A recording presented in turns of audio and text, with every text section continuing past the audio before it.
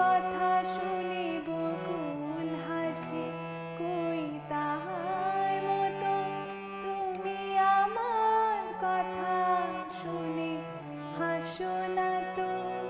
আমার 1 বছর বয়সে মেনিনজাইটিস ভাইরাস অ্যাটাক করেছিল। তো এই ভাইরাসটা অ্যাটাক করলে যেটা হয় যে অপটিক নার্ভটা ড্যামেজ হয়ে যায়, যেটা আমার চোখের সাথে কানেক্টেড, জানেন।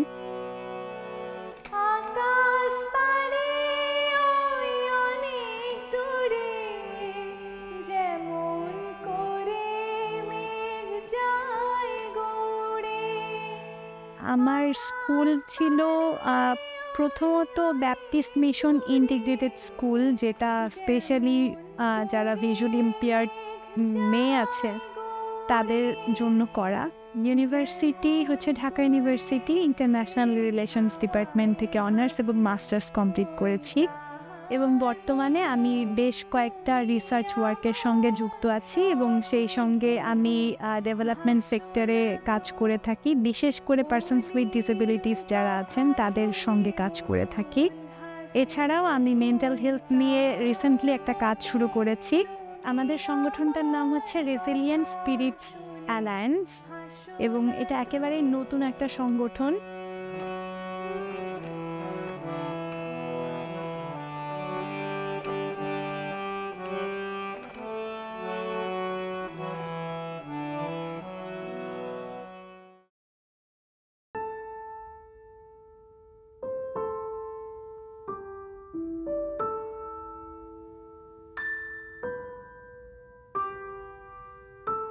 সাধারণ মানুষের সাধারণ সূক্ষ্ম সূক্ষ্ম প্রবলেমগুলো আসলে সহজে উঠে আসে না, শুনতে হবে।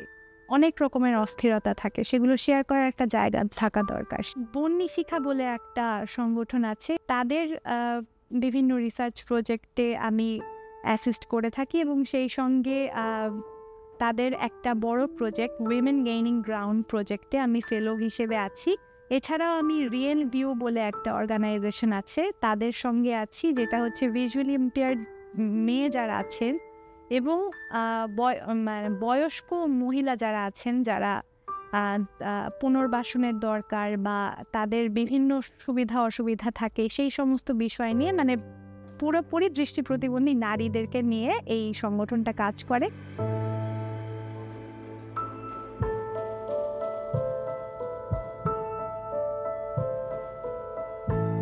আসলে আমার চাকরি করার ইচ্ছাটা নাই। আমি হচ্ছে বেসিক্যালি একজন উদ্যোক্তা হতে চাই, এবং ভালো কাজের উদ্যোক্তা হতে চাই, এবং একজন মেন্টাল হেলথ এক্সপার্ট হতে চাই।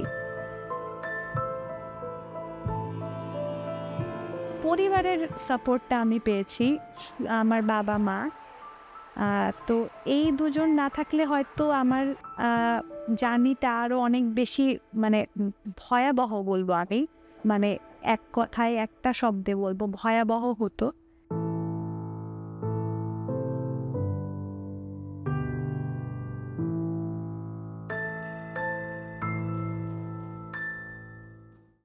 তুমি যাকে ভালোবাসো, স্নানের ঘরে বাষ্পে ভাসো, তার জীবনে ঝড়, তোমার কথার শব্দ দূষণ, তোমার গলার স্বর, আমার দরজায় খিল দিয়েছি, আমার দারুণ জ্বর, তুমি অন্য কারোর সঙ্গে বেঁধো ঘর। চলার জন্য একজন অন্তত পাশে থাকা উচিত।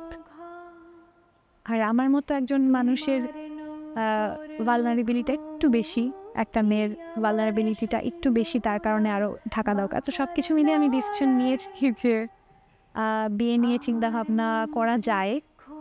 তবে বিষয় হচ্ছে গিয়ে একটা মানুষ হিসেবে আমাকে সে রেসপেক্টটা দিতে পারছে কিনা, অনারটা করতে পারছে কিনা।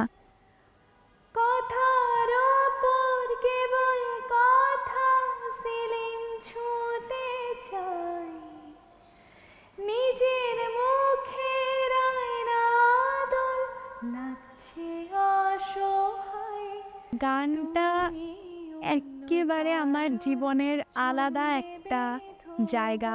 মানে মানুষের যেরকম প্রেমিক থাকে, গানটা আমার সেই রকম, এবং সেটা অনেকটা আমি স্পিরিচুয়াল দিক থেকেও দেখে ফেলেছি।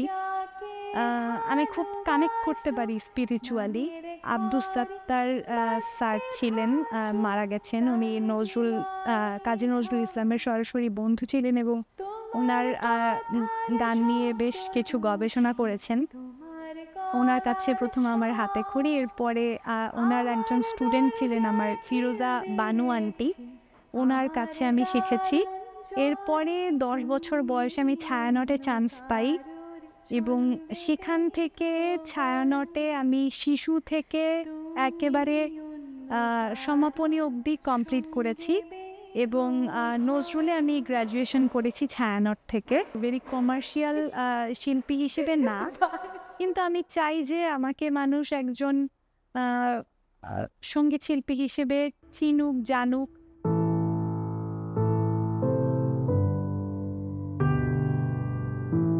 ঠিক আছে, আমরা ভালনারেবল, মানে নারীরা এমনিতেও একটুখানি ভালনারেবল, তার মধ্যে আবার প্রতিবন্ধকতা থাকলে আরও ভালনারেবল, ঠিক আছে।